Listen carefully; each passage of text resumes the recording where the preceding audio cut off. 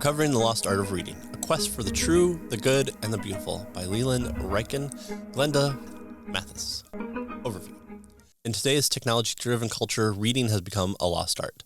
With smartphones offering information at the tap of fingers, reading a book is often seen as a tedious and outdated activity. Christians are not immune to this problem, as many find it hard to read books, even the Bible, consistently and attentively. Recovering the Lost Art of Reading addresses these timely issues by exploring the importance of reading generally, as well as studying the Bible as literature, giving practical suggestions along the way. In this helpful guide, Leland Ryken and Glenda Faye encourage a new generation of readers to overcome the notion of reading as a duty and learn to see it as a delight. Review. What I liked most about this book is twofold. One, it wasn't a lament about how these people today are just too stupid to really read a book. It does provide a three-part look that identifies that, indeed, people's reading comprehension has been limited by a de-emphasis on critical, genre-specific reading. The other is the use of specific quotes from authors to really make their case for each topic they speak about. There are some real good gems that I grabbed as the love of books, reading, and literature. The authors do come at the subject from a Christian worldview, which they want to focus all literature through. However, non-Christians can also read this book to get a lot from it. Yet the authors rightly attribute the Christian worldview in making possible literature. Quote, the very example of the Bible established the necessity of literature in the Christian life. Scripture does more than sanction literature. It shows us that literature is indispensable in knowing and communicating our most important truths. End quote. Part 1 establishes the issue to show the art of reading is lost. That is a critical thinking way of reading, and not just one for entertainment and enjoyment. Defining the problems flows to the other two parts. Part 2 was my favorite part of the book.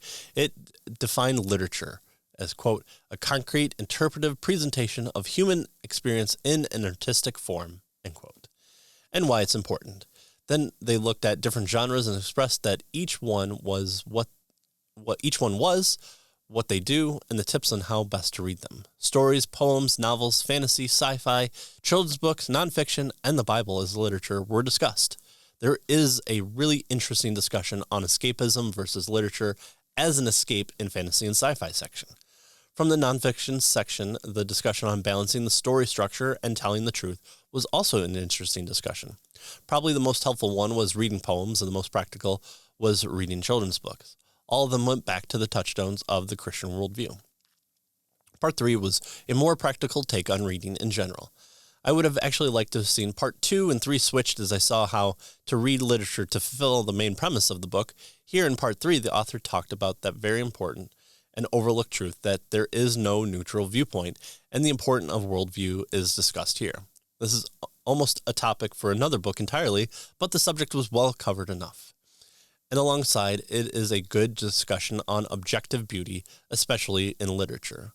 Truth-telling and reality-based relationships between whatever genre or subject and the reader were also good points to discuss to help fill in some of the missing parts of a critical read. The section ended with a call to find some time to read and the distractions in place that prevent us, and to also check out good books. There are many good ideas in this book that are worthy of conversation and challenging someone who likes to read but maybe never looked into it more. The call for critical reading isn't a call to never have fun reading again or to be stuffy in your reading. It's a call that you shouldn't turn off a part of your brain while reading anything, and evaluating what you're reading through your worldview is another layer that is missed that should be done by everyone. While Part 3 gets a little meandering at times, overall this book is a good book to check out, especially for Christians and those who enjoy reading or teaching or reading in homeschool settings. Final grade, B+.